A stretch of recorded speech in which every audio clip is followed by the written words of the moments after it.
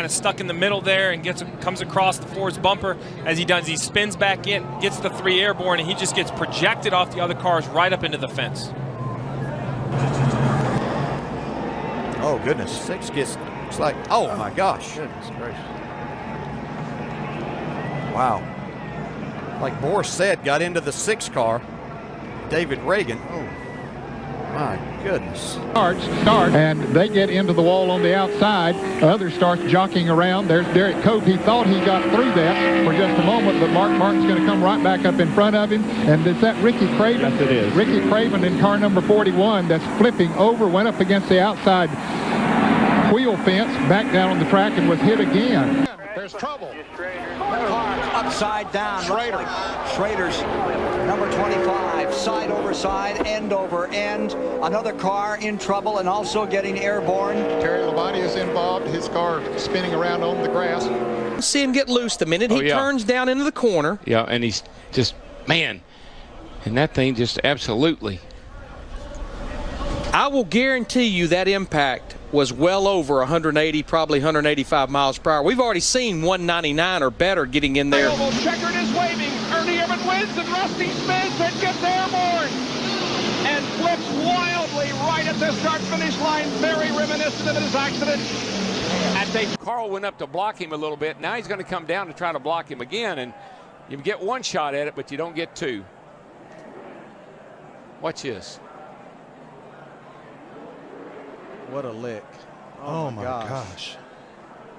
Unbelievable. You know, and looking very carefully at the catch fencing that held, and I did not see any debris go into the grandstand. Very fortunate that these trucks are as safe as they are. Look at this truck just get out of control. Probably about the fastest part of this speedway, Phil, right out of the tri-oval. It just starts tumbling. That young man with his dirt racing background, I'm sure he's had many barrel rolls in his career, but none like that. And Michael, I know you've been upside down. I've been upside down like that. The flipping's not that bad, but it's the line. Here's the 4 got into the back of Ward Burton, I believe. And then Burton's 22 got into Stewart. And everybody scrambles. That car is taking a whale of a ride, that 20 car is. It's getting hit. It's upside down. It's hit on its roof. It's on fire. Trouble. Ricky Rudd slamming toward the wall. Crashing, rolling over, side over side.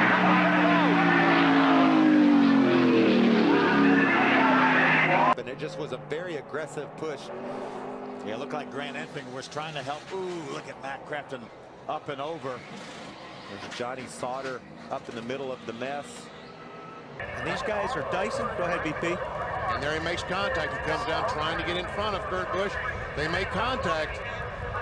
Watch that thing fall.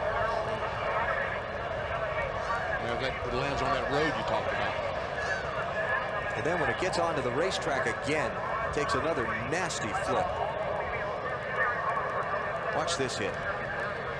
That's a hard one right here. Oh, man.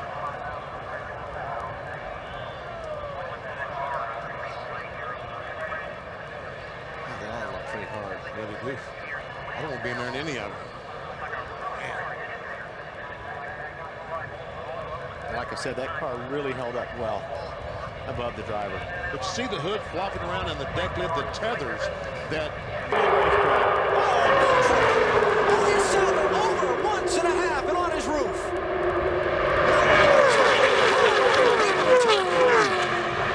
Caution is out. We got trouble. This is going to hurt. Oh, my.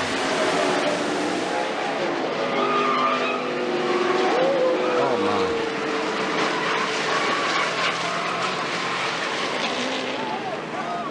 Yep.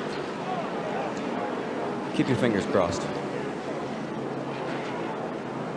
Armco. Fuller was trying to avoid hitting Jason Leffler. You know, you're thinking it looks like there's a lot of time to make decisions here, but this is a split-second decision, you know, from Jeff Fuller to come. If you'll notice, as he comes into the picture here, he's heading right for the door for Jason Leffler, decides to make a hard left to miss contact with Jason Leffler, and went right into the inside wall, hit it, you know, at exactly the wrong spot where that opening is on that flat contact. And you can't put any blame on anybody, I don't think, here. Although I think we do see a little contact between the 33 and the 5. But when he pulls out there, that car is automatically going to start coming back a little bit because he's come out against a brick wall of wind right there. Even though he's got to run, that car automatically slows down when he pulls out there until he starts getting that help. So if you're Tony Stewart, and you're trying to get out of the gas and you're getting hit from behind, have you ever had that happen where you get hit from behind and you can't actually slow your car down and try to avoid that wreck?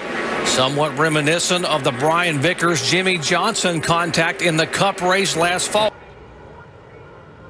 Oh, I don't know. It looked like Shane Meal possibly just got into the back of the 10 car. The 47 car, yeah. Yeah, got into Riggs. Look at that 2 flipping. Looks like Rusty Wallace's flip in the number 2 Winston Cup car here not many years ago. And when it hit the grass, it even tumbled more. There's Randy LaJoy.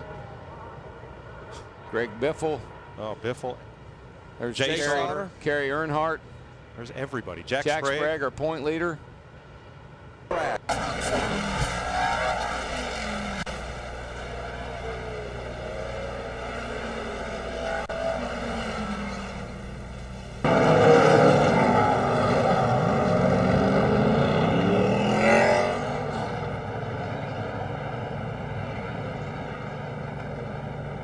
Checkered is waving. Ernie Irvan wins, and Rusty Spence that gets airborne and flips wildly right at the start-finish line. Very reminiscent of his accident at Daytona. Right up on the back bumper of Rusty, and he does touch him. That's and why around he goes. And that's one reason that Dale Earnhardt went down there. That's why he was so concerned, because he touched Rusty Wallace to start this situation, it looks like. And the car overturns about 6 or 7 times, pirouetting on its nose, end over end, side over side, comes to a rest on its wheels between the start-finish line. I believe it is. Take another look. There, Skinner was in the grass. Now you see the caution light come on. See the roof flap goes up, and then TJ Bell. Ooh, wow. He had no idea. TJ Bell had no idea that 5 was coming up the racetrack. No, he couldn't. Even if he had it, there wasn't anywhere he could have went. Nothing he could have done. That's 30. It's going to be a drag race all the way back to the start-finish line. No caution. They're side by side, right to the line. Big crash. Here they come. Checkered flag. Harvick. Kevin Harvick wins the Daytona 500. We got one car on his roof coming across the start-finish line. Still wrecking. They're wrecking everywhere. Boyer's on fire. Jeff Gordon's wrecked. And they are still wrecking. Montoya, Stremme, Kenseth. Here. He's trouble. Contact on the backstretch. It's Mike Waltrip and now Brian Vickers. Robbie Gordon, 31. The time. Waltrip's over. 1, 2, 3 times for Michael Waltrip. Well, there's the big one right there. Took a lot. There's a lot of good cars right there. Is that Sterling Marlin in there? 40 cars in it. That's Michael Waltrip's car, upside down. Trouble off trouble. Newman slams the wall. Comes Schrader, and Newman is in the air and over. Ryan Newman, last year's Rookie of the Year. The rear end ripped from.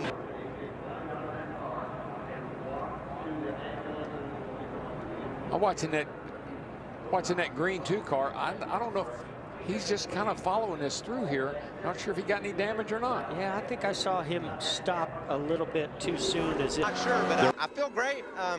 Somebody turned the pole sitter. What are you going to do?